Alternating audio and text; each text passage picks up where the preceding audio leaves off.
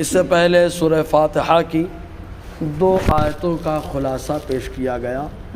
ابھی اپنے سامنے جو آیت کریمہ ہے یہ کہ اللہ تعالیٰ فرماتا ہے مالک یوم الدین، کی تمام تعریف اللہ تعالیٰ کی ہے، اس کی ایک خوبی سارے جہان کا پالنہار، دوسری صفت وہ رحمان ہے، تیسری صفت وہ رحیم ہے، اور چوتھی صفت یہ ہے کہ بدلے کے دن کا مالک ہے اللہ تبارک و تعالیٰ۔ یہ بنیادی عقیدہ اہل ایمان کا ہے کہ مرنے کے بعد دوبارہ زندہ ہونا ہے۔ سارے معاملات اسی پہ ڈیپینڈ کرتے ہیں۔ جو نیکیاں انسان کرتا ہے وہی امید کی آخرت میں اس کو بہترین صلہ ملے، اور بندہ گناہوں سے بچتا ہے تو خالی اس لیے کہ آخرت کے دن شرمندگی کا سامنا نہ کرنا پڑے، اس لیے کہ آخرت کا جو دن ہوگا اس دن کسی کی بادشاہت اور کسی کی ملکیت کا معاملہ نہ ہوگا۔ اس دن اللہ تعالیٰ خود فرمائے گا الملک اليوم، آج کس کی بادشاہت ہے؟ آج کسی کی بادشاہت نہیں، بادشاہ اگر کوئی ہے تو وہ پروردگار عالم ہے۔ اس دن اللہ تبارک و تعالیٰ نیکوکار کے لیے بہترین فیصلے نافذ فرمائے گا، اور گنہگار خطاکار اللہ تبارک و تعالیٰ کے عدل اور اللہ تبارک و تعالیٰ کے فضل کے اوپر ڈیپینڈ کریں گے۔ بہرکیف تو اللہ تبارک و تعالیٰ بدلے کے دن کا مالک ہے۔ اب اس میں ایک لفظ آیا دین۔ دین کا معنی اصل میں ہوتا ہے بدلہ، اسی لیے کہا جاتا ہے تمام مذہبوں کو دین کہا جاتا ہے۔ اس کی وجہ یہ ہے کہ ہر دین میں آدمی کو جو ہے بدلہ دیا جاتا ہے۔ اسلام کے اندر بھی بدلہ ہے، اور دینوں کا بدلہ دنیا تک سمٹ جاتا ہے، لیکن دین اسلام کا بدلہ دنیا میں بھی ہے اور آخرت میں بھی ملے گا، اور اس کے ساتھ ساتھ قبر میں بھی اللہ تعالیٰ اس کا بدلہ عطا فرماتا ہے۔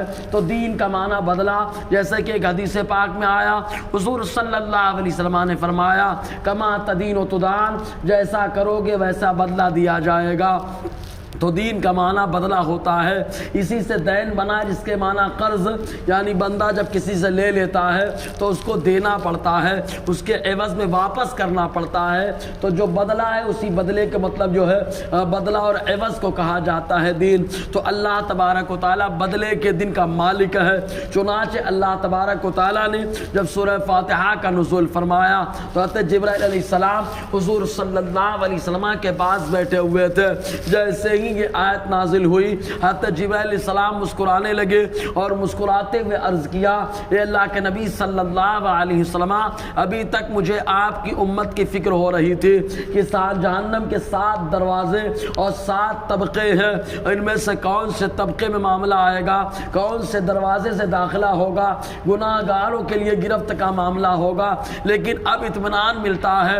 حضور نے فرمایا جبرائیل تمہیں اطمینان کیوں ملا، تمہیں کیوں خوشی ہوئی؟ تو حضرت جبرائیل علیہ السلام عرض کرتے ہیں جہنم کے 8 دروازے اور جہنم کے 8 طبقے ہیں، اور اللہ تبارک و تعالیٰ نے آج جو جہنم کے 7 درجے اور 7 دروازے ہیں، اور اللہ تبارک و تعالیٰ نے جو ہے 7 آیتوں پر مشتمل سورہ فاتحہ کا نزول فرمایا، جس کی مثل نہ قرآن جو ہے زبور کے اندر ہے، نہ انجیل کے اندر ہے، نہ تورات کے اندر ہے۔ تو آپ کی امت جب جب سورہ فاتحہ کی تلاوت کرے گی تو اس کی تلاوت کی وجہ سے اللہ تعالیٰ جہنم کو 7 دروازے اور 7 طبقے سے اللہ تعالیٰ اس آدمی کو جو ہے نجات عطا فرمائے گا۔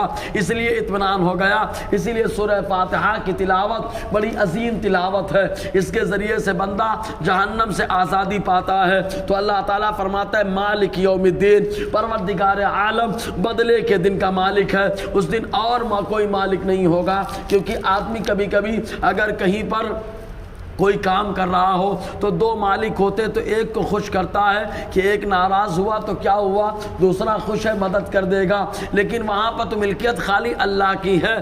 اگر اللہ تبارک و تعالیٰ راضی ہو گیا، خوش ہو گیا تو فیصلہ بلا شبہ صحیح ہوگا۔ اور کبھی کبھی اللہ تبارک و تعالیٰ ایک نیکی سے بھی راضی ہو جاتا ہے۔ خود حدیث پاک میں آیا، در منصور کی حدیث پاک، روز محشر ایک بندہ خوب نیکیاں تو کر رہا ہوگا لیکن برا برائیوں سے بچتے ہوئے، اور وہ نیکیاں دنیا کے دکھاوے کے اعتبار سے ہوں گی، اس لیے اس کے نیکیوں کے پلے میں ایک بھی نیکی نہ ہوگی، کیونکہ بندہ جو دکھاوے کے لیے کام کرتا ہے تو اس کے نیکیوں میں شمار نہیں ہوتا، برباد ہو جاتی ہیں وہ نیکیاں۔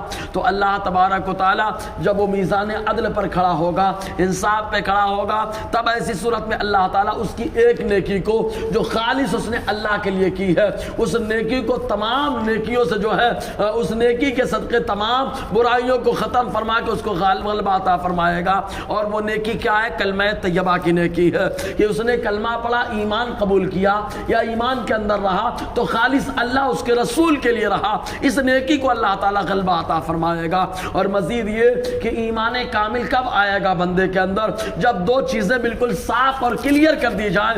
حضور صلی اللہ علیہ وسلم نے فرمایا جب تک دل صاف نہیں ہوتا ایمان کامل نہیں ہوتا، اور جب تک زبان صاف نہیں ہوتی ہے دل صاف نہیں ہوتا، تو ایمان کامل کرنے کے لیے زبان کو بھی صاف کرنا ضروری ہوگا، اور زبان صاف ہے تو دل صاف ہو جائے گا، اور دل صاف ہوگا تب جا کر اللہ تعالیٰ ایمان کامل عطا فرماتا ہے۔ بہرکیف انشاءاللہ آگے اور گفتگو رہے گی۔ اللہ تعالیٰ فیضان قرآن برکات قرآن سے ہم سب کو مالا مال